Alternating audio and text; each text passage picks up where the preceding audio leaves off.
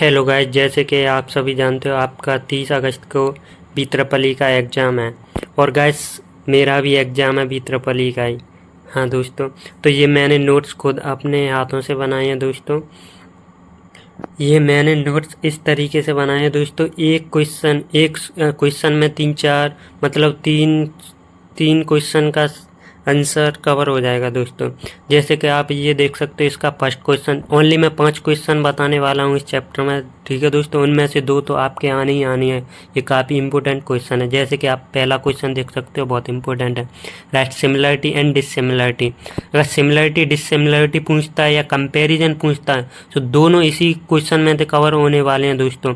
अगर magnetic circuit ऐसे पूछेगा डिफाइन करो, या इलेक्ट्रिक सर्किट डिफाइन करो, फ्लक्स डिफाइन करो, या करंट डिफाइन करो, या फ्लक्स डेंसिटी या करंट डेंसिटी, या एम एफ या ई एम एफ, कुछ भी बोले डिफाइन करने के लिए, वो भी आपका यहीं से कवर हो जाएगा दोस्तों। तो ओनली ये पॉइंट याद कर लेना आप। मैं आपको समझा नहीं सकता दोस्तों, मेरे पास भी बहुत कम टाइम है। अभी मेरी फर्स्ट और फोर्थ और फिफ्थ यूनिट हुई हैं। अभी 3 ही यूनिट कंप्लीट कर पाया हूँ दोस्तों। अभी 2 दिन बचे हैं, उनमें 2 यूनिट और कंप्लीट करने हैं। जैसे कि दोस्तों आप एक बार पढ़ लीजिए, बहुत ही सिंपल लैंग्वेज है। आप एक बार पढ़ते चलो, आपकी सब कुछ समझ में आ जाएगा। फ्लक्स डेंसिटी क्या होता है? 5/A flux pass per unit surface area. ठीक है दोस्तों, एक बार पढ़ते चलो, सब कुछ समझ में आ जाएगा। अगर आप चाहते हो मैं आपको समझाऊं तो वीडियो में कमेंट करना दोस्तों। आपके लिए कल दूसरी वीडियो लाऊंगा, उसमें सब कुछ समझा दूंगा। यहाँ से डिससिमिलरिटी से स्टार्ट हो जाती हैं। डिससिमिलरिटी से ये फर्स्ट सेकंड पॉइंट और ये फोर्थ पॉइंट बहुत सिंपल है दोस्तों। एक बार पढ़ लो, आपकी समझ में आ जाएगा। अगर डिफरेंस कंपैरिजन पूछता है तो दोनों को मिला के लिख देना, भले ही डिससिमिलरिटी एंड सिमिलरिटीज़। अगर अलग अलग पूछे तो 3 डिससिमिलरिटीज़ लिख देना, काफ़ी है दोस्तों 7 नंबर के लिए। इसके बाद इम्पोर्टेंट क्वेश्चन आता है अपना ट्रांसफार्मर। और ट्रांसफार्मर में कंस्ट्रक्शन, वर्किंग वगैरह सब कुछ पूछ सकता है। तो इसकी ये डेफिनेशन है ट्रांसफार्मर की, एक बार पढ़ लो, सब कुछ समझ में आ जाएगा।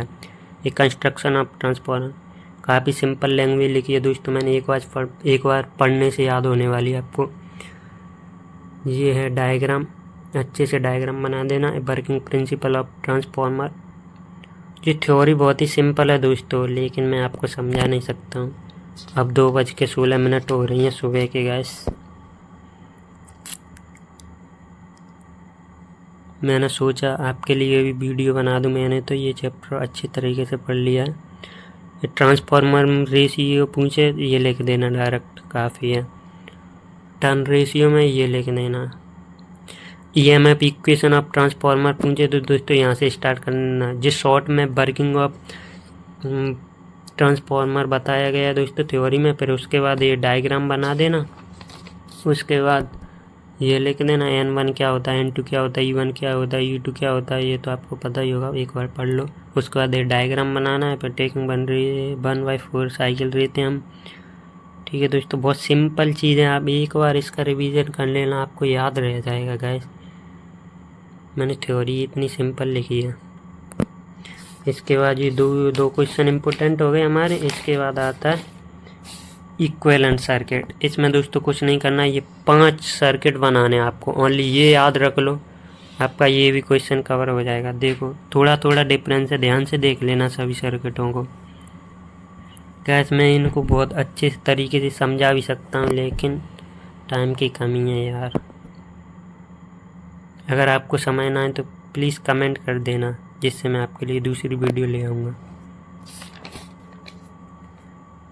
सर्किटों के बाद ये फॉर्मूला लिखना चाहो तो लिख देना, जिससे और इम्पैक्ट पड़ेगा। थ्योरी एक बार पढ़ लेना, नहीं रहने देना, स्किप भी कर सकते हो। उसके बाद ये भी क्वेश्चन इंपॉर्टेंट है, एक्सप्लेन लॉ ऑफ इलेक्ट्रोमैग्नेटिक। इसके 2 लॉ होते हैं, Faraday first law and second law. एक बार पढ़ लो दोस्तों। थ्योरी बहुत सिंपल लिखी है मैंने गैस। इसके बाद ये भी इम्पोर्टेंट है, testing of transformer. Open circuit test होता है और एक शॉर्ट सर्किट टेस्ट होता है। एक बार देख लो, बस ये डायग्राम याद रखना। और जो थ्योरी दोस्तों मैंने डायग्राम से रिलेटेड करके लिखी है, जो कुछ डायग्राम में होता है वही मैंने थ्योरी में लिखा है। एक बार पढ़ लेना बस, प्रोसीजर वगैरह। ठीक है दोस्तों, इतना। अब आता है इसके बाद short circuit test, same related है लेकिन यहाँ पे बस थोड़ा डिफरेंस है ये उसमें और इसमें। एक बार बस पढ़ के देखना गाइस, कितना सिंपल लगेगा। और इसके बाद एक और क्वेश्चन इम्पोर्टेंट था दोस्तों, वो मैंने अभी पढ़ा नहीं है, सुबह पढ़ूंगा। अगर आप चाहो तो उसकी भी वीडियो भेज दूंगा मैं। वो है self inductance and mutual inductance, वो भी इम्पोर्टेंट है, 2023 में आ चुका है दोस्तों। तो ठीक है गाइस, बाय बाय, टाटा। अगर आपको कोई भी प्रॉब्लम आए या कुछ भी चाहिए तो मेरे लिए कमेंट कर देना गाइस, मैं आपके लिए कंटेंट प्रोवाइड कर दूंगा। अगर कोई भी कंटेंट की या नोट्स वगैरह कोई भी और चैप्टर के चाहिए तो मैं आपको प्रोवाइड कर सकता हूँ। ठीक है दोस्तों, bye bye, tata, see you.